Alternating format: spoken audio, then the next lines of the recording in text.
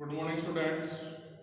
Class 12 subject business studies में हम discuss कर रहे हैं आज steps in the process of organisation. इससे प्रीवियस क्लास में डिस्कस कर चुके हैं concept of organising and its features. Clear है यहाँ तक? इसमें हमने देखा था जो ऑर्गेनाइजिंग है ये क्या है? It is the basic function of management. It is a basic function of management. क्या? ऑर्गेनाइजिंग। और जब हम फंक्शन बना लेते हैं तो उस फंक्शन के जरिए क्या करते हैं, हमारे जो ऑब्जेक्टिव्स हैं सेट किए हुए जो फिक्स हैं उनको क्या करते हैं, अचीव करते हैं। क्लियर है आप सभी को यहाँ तक? तो आज हम डिस्कस करेंगे नया topic steps in the process of organising. इसमें फर्स्ट पॉइंट आता है आपका आइडेंटिफिकेशन। फर्स्ट है आपका आइडेंटिफिकेशन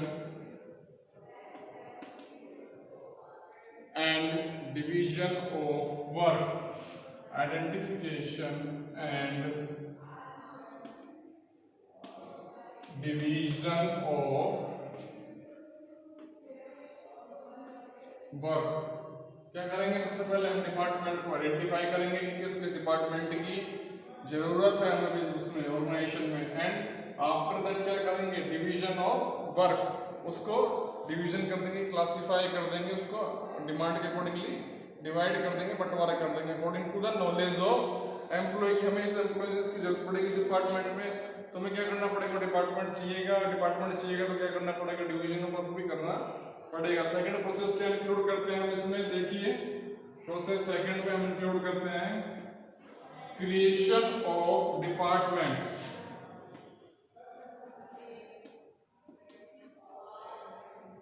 क्रिएशन ऑफ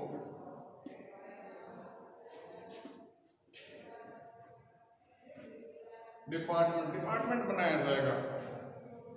जैसे ऑर्गेनाइजेशन बनाई हमने उसमें हम डिपार्टमेंट्स बनाएंगे। मान लीजिए हम एग्जांपल लेते हैं, फॉर एग्जांपल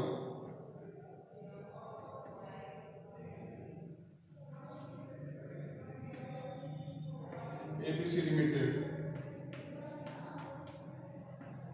मैन्युफैक्चरिंग कंसर्न है। कैसे कंसर्न है?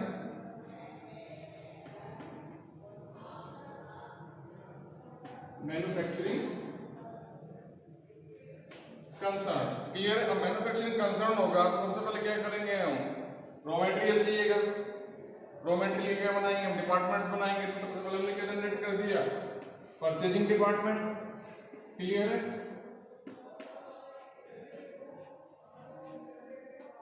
परचेजिंग डिपार्टमेंट समझ आ रहा है यहाँ तक? परचेजिंग डिपार्टमेंट के बाद क्या करेंगे हम? Production department. Purchasing department after that production department. Production department बना दिया, प्रोडक्ट प्रोड्यूस हो गया। फिर मार्केटिंग डिपार्टमेंट बेसिकली,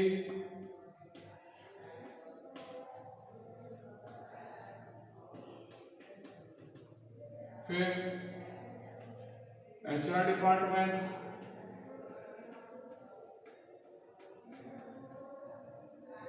क्लियर है यहां तक? फिर फाइनेंस डिपार्टमेंट,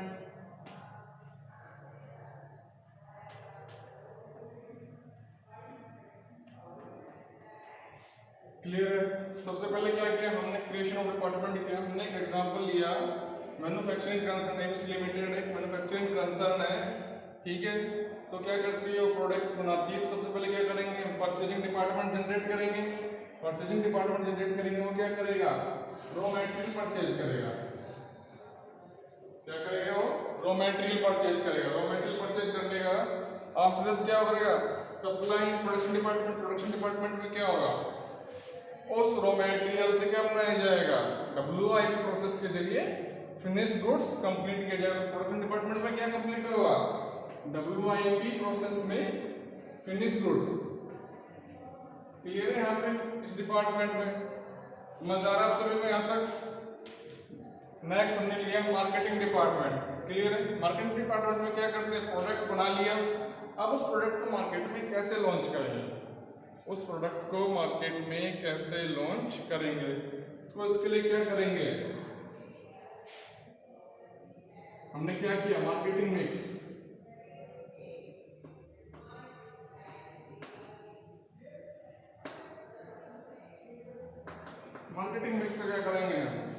अध्ययन करेंगे, उसकी स्टडी करेंगे, उसके व्यापन क्या कराएंगे, प्रोडक्ट को सक्सेस करेंगे। देखिए तो इसमें क्या आ गया, प्रोडक्ट। इसमें बेसिकली हम क्या करते हैं मार्केटिंग मिक्स में 7 P's, प्रोडक्ट, प्राइस, प्लेस। समझ आ रहा है सभी को? Product, price, place,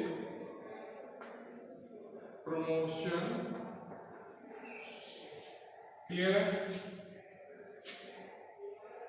product, price, place, promotion.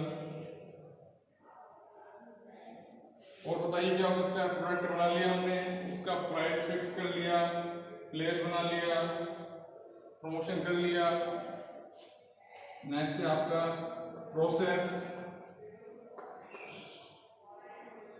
ठीक है। नेक्स्ट है आपका physical existence,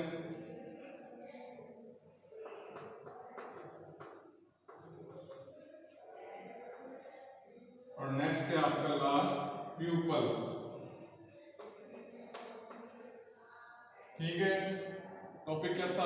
steps in the process of organising. इसमें फर्स्ट पॉइंट क्या था हमारा? Identification and division of work, ये हमने कर लिया है। After that creation of department, example लिया है हमने क्या, मैन्युफैक्चरिंग कंसर्न का, ठीक है। मैन्युफैक्चरिंग कंसर्न में परचेजिंग डिपार्टमेंट जनरेट किया। फर्स्ट रॉ मटेरियल परचेज करेंगे, रॉ मटेरियल परचेज करने के बाद बच्चों हम क्या करेंगे, प्रोडक्शन डिपार्टमेंट्स में WIP प्रोसेस के जरिए फिनिश गुड्स कंप्लीट कर देंगे, work in progress, and after that generate finish goods. Clear है? जब हम मार्केटिंग डिपार्टमेंट में आते हैं तो मार्केटिंग डिपार्टमेंट में आने के बाद हम क्या करेंगे, मार्केटिंग मिक्स टूल्स को यूज में लेंगे। और मार्केटिंग मिक्स टूल्स में क्या करते हैं, it include the 7 P's। Clear है? 7 P's हमने लिए, product, price, place, promotion, process, physical activities and people. Product बना दिया, ठीक है। प्रोडक्ट बनने के बाद उस प्रोडक्ट का क्या प्राइस फिक्स किया जाए जिससे कि कस्टमर इजीली उसको परचेजेस कर सके। क्लियर है यहाँ तक? And after that place, near by place को उसको लॉन्च किया जाए जिससे क्या इजीली रीचेबल हो, राइट। आफ्टर दैट प्रमोशन, कौन कौन सी टेक्निक इसमें यूज कर सकते हैं? मान लीजिए सेल्स प्रमोशन में टेक्निक यूज करेंगे, personal selling, advertising, shine board, ये सब क्या है, प्रोडक्ट को प्रमोट करने के, प्रमोशन करने के टूल्स हैं। अब इसी के अकॉर्डिंगली क्या हो गया, प्रोसेस। अब हमने एक प्रोसेस बना दिया है इन सभी का, उस प्रोसेस में इसको फॉलो अप लेंगे। आफ्टर दैट फिजिकल एग्जिस्टेंस, हमने क्या बनाया है, एक डिस्ट्रीब्यूशन चैनल बनाया है जिससे कि उस प्रोडक्ट को लोगों तक, पर्संस तक, पीपल्स तक पहुंचा सके। तो ये क्या है, हमारे 2 पॉइंट्स हमने डिस्कस किए हैं। किसके?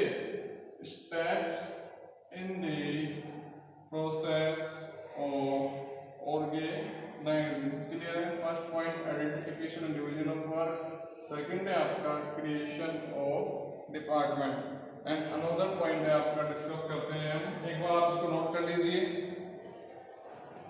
किसी को समझ में नहीं आ रहा है तो पूछ लीजिएगा, एक बार कंफर्म कर लीजिए, कोई प्रॉब्लम है किसी को भी। देखिए नेक्स्ट पॉइंट अपना point number 3।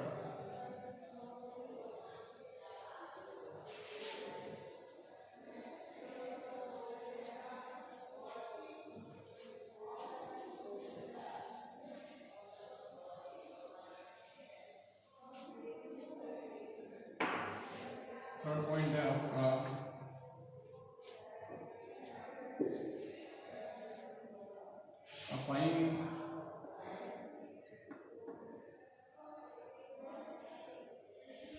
Assignment of duties. Clear है? थर्ड पॉइंट हमने क्या कर दिया, आइडेंटिफाई कर लिए, डिवीजन ऑफ वर्क कर लिया, after that creation of department generation हो गया। इसमें परचेजिंग डिपार्टमेंट हो गया, प्रोडक्शन डिपार्टमेंट हो गया। क्लियर है? मार्केटिंग डिपार्टमेंट बना दिया। तो there are so many departments. After that assignment of duties, specific person को क्या कर दिया हमने, स्पेसिफिक ड्यूटी अलॉट कर दिया। मींस अगर फाइनेंस डिपार्टमेंट में रिक्वायरमेंट है तो हम क्या करेंगे, बेसिकली अकाउंटेंट या अकाउंटेंट एग्जीक्यूटिव या किसी ने बीकॉम किया हुआ एमकॉम किया जिसको अकाउंटिंग टैली ईआरपी का नॉलेज है बेसिकली क्लियर है, या हमें सीनियर अकाउंटेंट चाहिए तो क्या करेंगे, चार्टर्ड अकाउंटेंट अपॉइंट करेंगे, ठीक है, आईसीडब्ल्यू अपॉइंट करेंगे या कंपनी सेक्रेटरी को अपॉइंट करेंगे। तो मीन्स स्पेसिफिक पर्सन को स्पेसिफिक ड्यूटी ही अलॉट की जाएगी। क्लियर है बच्चों यहाँ तक आप सभी को? नेक्स्ट पॉइंट है आपका फोर्थ पॉइंट, क्या हो सकता है नेक्स्ट फोर्थ पॉइंट आपका? Establishing authority, establishing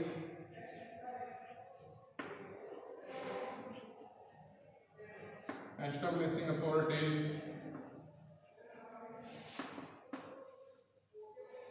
and responsibility relationship and responsibility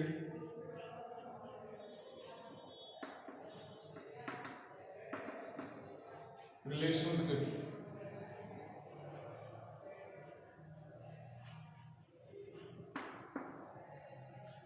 क्या किया हमने? फोर्थ प्रोसेस जनरेट किया है, establishing authority and responsibility relationship. अब सब क्या हो जाएगा, एक दूसरे से इंटरकनेक्ट हो जाएगा। जिसको जो टास्क दिया है वो उस पर्सन को रिपोर्टिंग करेगा, सबऑर्डिनेट क्या करेगा, जिसके ऊपर अंडर में वर्क कर रहा है अपने बॉस को रिपोर्टिंग करेगा, तो उसकी क्या बन जाती है? रेस्पॉन्सिबिलिटी बन जाती है। ठीक है, क्लियर है? अब रेस्पॉन्सिबिलिटी बन जाएगी तो उसके बॉस की क्या होगी, ये जिम्मेदारी होगी कि वो उसको इस रिलेशनशिप को अच्छे से समझाए, उस पर्सन को उसके कहीं प्रॉब्लम आ रही है कन्वर्सेशन में या कहीं भी वर्क में प्रॉब्लम जनरेट हो रही है तो क्या करे, उसको कोऑर्डिनेट करे ताकि इजीली हमारा जो वर्क है वो गोइंग ऑन रह सके। तो हमने 4 पॉइंट डिस्कस किए, किसके? Steps in the process of organising day.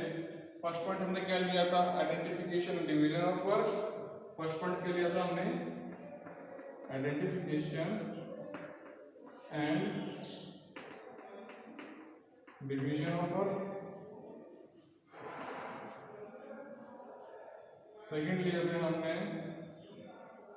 Creation of department. Clear है? फिर क्या हो गया हमारे सारे ये स्टेप्स हो गए। नेक्स्ट फर्दर डिस्कस करते हैं हम। फर्स्ट पॉइंट क्या था? Identification division of work. Second है creation of department. Creation of department में ऑलरेडी स्टडी कर लिया अभी। थर्ड पॉइंट है आपका assignment of duties. Specific person को नॉलेज के अकॉर्डिंग, टास्क के अकॉर्डिंग ड्यूटीज अलॉट की जाएगी। नेक्स्ट पॉइंट है आपका एस्टैब्लिशिंग अथॉरिटी। ठीक है, एंड रिस्पॉन्सिबिलिटी रिलेशनशिप। क्या करेगा वो? जो आपका सबऑर्डिनेट अपने बॉस को रिपोर्टिंग करेगा तो बॉस की ड्यूटी ये बनती है कि पॉजिटिव रिलेशन जनरेट किया जाए और दोनों के बीच पॉजिटिव कोऑर्डिनेशन रखा जाए। तो ये हम 4 पॉइंट डिस्कस कर चुके हैं। क्लियर है आप सभी को यहाँ तक?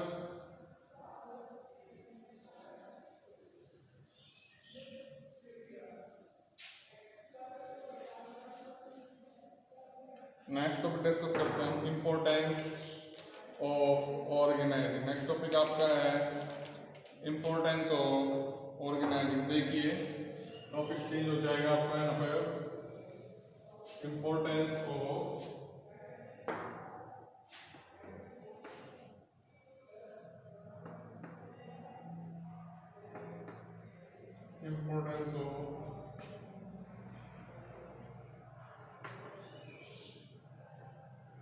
ऑर्गेनाइजेशन। ठीक है, अब इम्पोर्टेंस ऑफ ऑर्गेनाइजेशन में क्या करेंगे, क्या क्या इम्पोर्टेंस हो सकता है? तो हमने क्या कर दिया, फर्स्ट पॉइंट किया benefit of specialisation.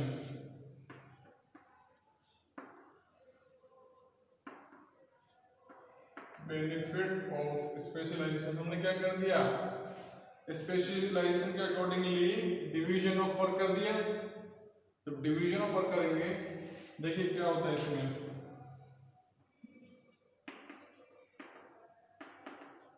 Division of work according to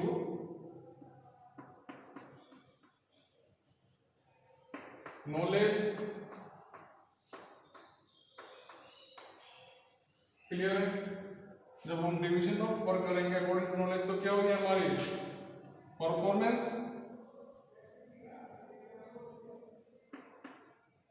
होगी, परफॉर्मेंस इंक्रीज होगी तो आपको क्या आएगा, आउटपुट अच्छा आएगा। तो परफॉर्मेंस क्या कर दी है उसकी, पर्सन की इंक्रीज कर दी। कैसे, उस स्पेसिफिक पर्सन को नॉलेज के अकॉर्डिंग क्या कर दिया, डिवीजन ऑफ वर्क करने के बाद अकॉर्डिंग टू नॉलेज उस पर्सन को ड्यूटी अलॉट कर दी। ड्यूटी अलॉट करने के बाद क्या हो गया, उसकी परफॉर्मेंस इंक्रीज होगी, वो आउटपुट अच्छा हो जाएगा। तो फर्स्ट पॉइंट क्या हो गया हमारा, benefit of specialisation. Second point है आपका, नोट करिए, clarity in working responsibility. Second point है आपका क्लियरिटी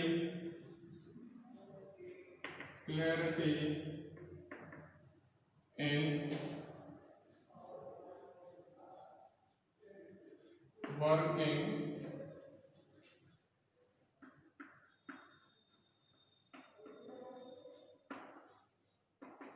रेस्पॉन्सिबिलिटी।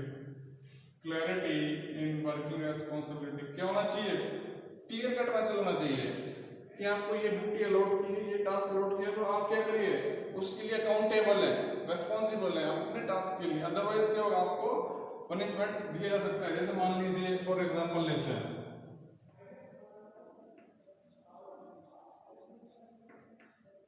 लेते हैं 6 sigma theme.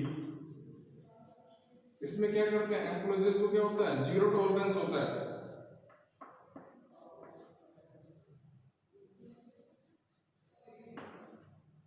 Six sigma theme में जब क्या होता है, कोई भी प्रोडक्शन चलता है, जब क्या करता है, बॉस होता है जो अपने एम्प्लॉइज को क्लियर कट मैसेज दे देता है। अगर आप कहीं प्रोडक्शन प्रोसेस में डिफॉल्टर होते हैं तो इसके लिए आप क्या है, अकाउंटेबल है, रेस्पॉन्सिबल है। तो वहां क्या वर्ड यूज करते हैं, वो जीरो टॉलरेंस, हमें कोई एक्सक्यूज नहीं चाहिए। क्लियर है, तो clarity in working responsibility.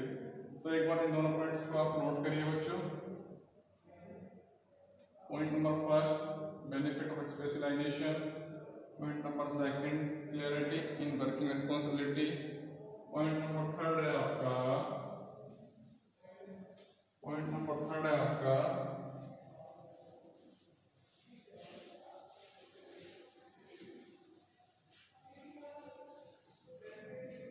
Optimum utilisation of resources.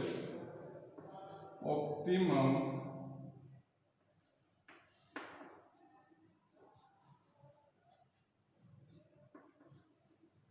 Utilisation of resources means क्या करना है, आपको सीमित रिसोर्सेज अगर हैं तो उनको बेस्ट यूटिलाइज करना। अगर आपको क्या कर दिया, क्लियर मैसेज दे दिया कि आपको ये रिसोर्सेज दिए हुए हैं और इन रिसोर्सेज के जरिए आपको क्या करना है, बेस्ट प्रोडक्ट को मैन्युफैक्चर करना है। तो क्या करना होगा, इसके लिए आपको प्लानिंग करनी होगी, ऑर्गेनाइजेशन करनी होगी। तो आप क्या करते हो, बेस्ट प्रोडक्ट को मैन्युफैक्चर कर सकते हो। तो इससे क्या होगा, आपकी कॉस्ट कटिंग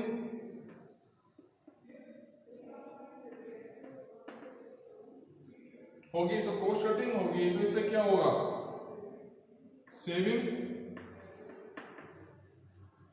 जब सेविंग होगी तो क्या हो गया, इनकम ऑब्लिक रेवेन्यू इंक्रीज होगा। क्लियर है मैसेज, क्या पॉइंट है, ऑप्टिमम यूटिलाइजेशन ऑफ रिसोर्सेज। अगर आप रिसोर्सेज का बेस्ट यूज करोगे तो कॉस्ट कटिंग हो जाएगी।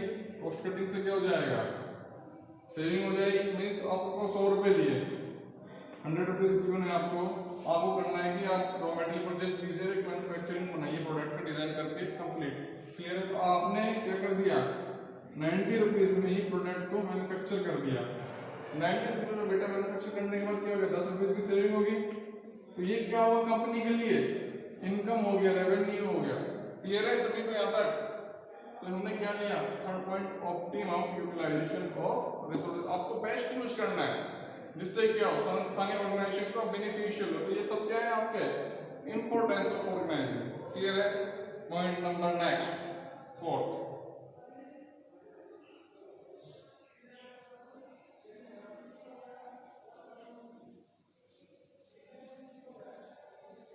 नेक्स्ट फोर्थ पॉइंट है आपका better coordination and communication. It is the most important point, better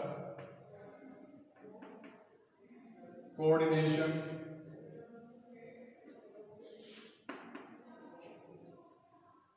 better coordination and communication,